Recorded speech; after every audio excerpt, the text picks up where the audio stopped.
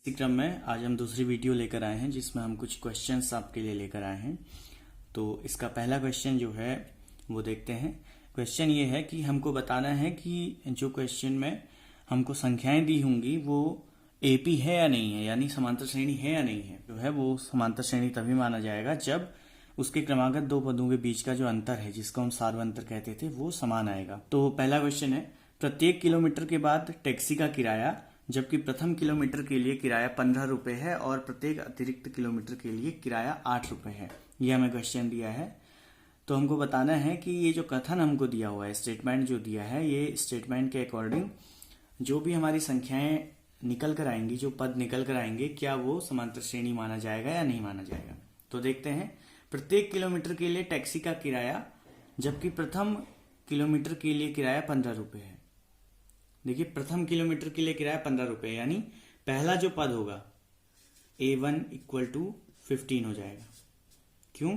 क्योंकि पहले किलोमीटर के लिए किराया 15 रुपए है, तो पहले किलोमीटर के लिए A1 इक्वल टू 15 हो गया। तो प्रत्येक किलोमीटर के बाद टैक्सी का किराया जबकि प्रथम किलोमीटर के लिए किराया 15 रुपए है और प्रत्येक अतिरिक्त किलोमीटर के लिए किराया 8 रुपए है।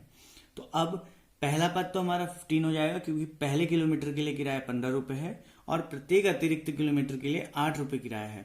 तो अब जो दूसरा पद आएगा A2, वो कितना हो जाएगा?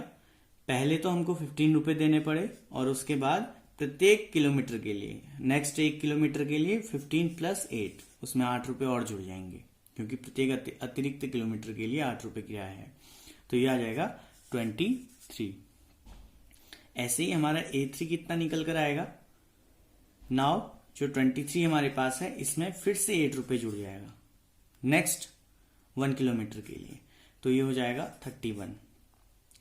ऐसे ही A4 हमारा निकल कर आएगा 31 प्लस 8 यानी 39। तो अब हमारे पास समांतर श्रेणी के पद निकल कर आ गए, जहां पर A1 15 है, A2 23 है, A3 31 है और A4 39 है। अब हम देखते हैं कि ये जो डिजिट निकल कर आई 15, 23, 31 और 39, क्या ये समांतर श्रेणी में है या नहीं है। तो अब हमारे पास जो संख्याओं का क्रम है वो है 15, 23, 31, 39 और ये आगे को ऐसे ही चलता रहेगा। 39 में फिर से प्रत्येक अतिरिक्त किलोमीटर के लिए 8 हम जोड़ेंगे, तो ये 39 के बाद फिर से हो जाएगा 47। तो ये ऐसे आगे को चलता रहेगा। तो इसका पहला पद हमें पता है A1 equal to 15, A2 equal to 23। तो यहां पर हम D की वैल्यू निकालते हैं, सार्वंतर, दो क्रमागत पदों के बीच का अंतर, D इक्वल टू 23 माइनस 15, यानी ये आपका आएगा 8। फिर से अगले दो पदों के लिए देखते हैं, A3 माइनस A2 करते हैं, A3 माइनस A2 31 माइनस 23, तो ये भी 8 निकल कर आया। फिर A4 माइनस A3 करते हैं, 39 माइनस 31, तो ये भी 8 निकल कर आया। ऐसे ही A5 माइनस A4 अगर करें तो ये आएगा 47 माइनस 39 यानी कि 8। तो यहां पर हम देखते हैं कि जो D की वैल्यू है वो हर जगह पर सेम आ रही है, D इक्वल टू 8। तो हमने कहा था जब D की वैल्यू सेम आए, प्रत्येक क्रमागत पदों के मध्य में जो सार्वंतर होगा, अगर उसका मान समान आएगा तो वो AP होगी, समांतर श्रेणी होगी। तो ये जो हमको पद दिए हुए हैं ये एक AP होगी, यानी समांतर श्रेणी होगी। तो अब हम यहां पर एक बात और देखते हैं कि D की वैल्यू जो है, सार्वंतर जो है, वो सार्वंतर का मान धनात्मक भी हो सकता है, ऋणात्मक भी हो सकता है और शून्य भी हो सकता है। D की वैल्यू पॉजिटिव भी हो सकती है, नेगेटिव भी हो सकती है और 0 भी हो सकती है। कैसे? अगर हम कोई AP उठाकर देखें, कोई समांतर श्रेणी देखते हैं, समांतर श्रेणी है 2, 1, 0, -1, -2, ये हमें कोई श्रेणी दी हुई है। तो हमने देखना है कि ये समांतर श्रेणी है या नहीं है। तो इसका पहला पद आपको पता है A1 इक्वल टू 2, दूसरा पद A2 इक्वल टू 1, तो D की वैल्यू हो जाएगी A2 माइनस A1, यानी ये निकल कर आएगा 1 माइनस 2 यानी -1। तो D की वैल्यू यहां पर निकल कर आई -1। और फिर से देखें A3 जो आपका है वो है 0, A2 आपका है 1, तो D की वैल्यू निकल कर आई A3 minus A2, this implies A3 की वैल्यू 0 माइनस A2 की वैल्यू 1, यानी D इक्वल टू आपका आ जाएगा -1, D equal to -1, D equal to -1। तो हम कह सकते हैं कि D की वैल्यू निगेटिव भी आ सकती है, ऋणात्मक मान भी आ सकता है D का, और शून्य भी आ सकता है। शून्य कैसे आ सकता है, देखें, कोई समांतर श्रेणी हम ले लेते हैं 1 1 1 1 1। अब इस श्रेणी का पहला पद आपका है A1 equal to 1, A2 equal to 1, तो यहां से D की वैल्यू आ जाएगी A2 माइनस A1, यानी 1 माइनस 1 इक्वल टू 0।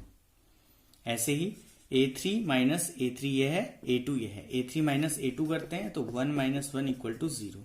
तो यहां भी हमने देखा कि D की वैल्यू यहां भी 0, यहां भी 0, तो ये भी एक समांतर श्रेणी होगी। अब हम एक क्वेश्चन देखते हैं। अगर हमको दिया हुआ है कि किसी समांतर श्रेणी का पहला पद, किसी समांतर श्रेणी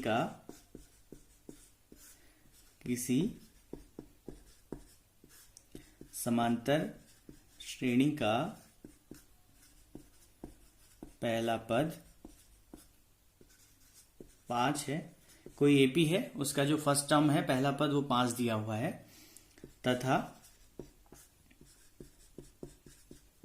सार्व अंतर 10 है। डी की वैल्यू हमको 10 दी हुई है, सार्व अंतर 10 है, तो समांतर श्रेणी ज्ञात करें। अब देखिए क्वेश्चन में हमको पहला पद दिया हुआ है, ये आपका क्वेश्चन था, तो क्वेश्चन में हमको पहला पद दिया हुआ है A1 इक्वल टू 5, किसी समांतर श्रेणी का पहला पद 5 है, A1 इक्वल टू 5, तथा सार्वंतर 10 है, D की वैल्यू आपको दी है 10। तो समांतर श्रेणी ज्ञात कीजिए। अब हमको समांतर श्रेणी ज्ञात करनी है, इसके लिए हम क्या करेंगे, पहला पद समांतर श्रेणी का हो जाएगा A1 इक्वल टू 5, दूसरा पद हो जाएगा A2 इक्वल टू, इस 5 में पहले पद में अगर हम D की वैल्यू सार्वंतर को जोड़ दें तो हमको दूसरा पद मिल जाएगा, तो A1 5, A2 इक्वल टू 15। तो यहां से आप बता सकते हैं कि समांतर श्रेणी क्या होगी। समांतर श्रेणी हो जाएगी A1 equal to 5, A2 equal to 15, A3 equal to, इस 15 में जो दूसरा पद हमारे पास था, इस 15 में हम फिर से 10 को ऐड कर दें, क्योंकि D की वैल्यू हमको 10 दी हुई थी, तो A प्लस D यानी कि 25। तो ऐसे हमारे पास समांतर श्रेणी आ जाएगी 5, 15, 25, फिर इसमें 10 ऐड कर देंगे 35, फिर इसमें 10 ऐड कर देंगे 45, फिर इसमें 10 ऐड कर देंगे 55, और ये ऐसे आगे को चलता रहेगा। तो हमें AP मिल गई 5, 15, 25, 35, 45 और 55। यानी हम कह सकते हैं कि यदि हमको किसी समांतर श्रेणी का पहला पद दिया हुआ है, A1 की वैल्यू हमको दी हुई है और साथ में हमको D की वैल्यू दी हुई है, सार्वंतर दिया हुआ है, तो हम पूरी समांतर श्रेणी बना सकते हैं। A3, A4 सबकी वैल्यू हम निकाल सकते हैं।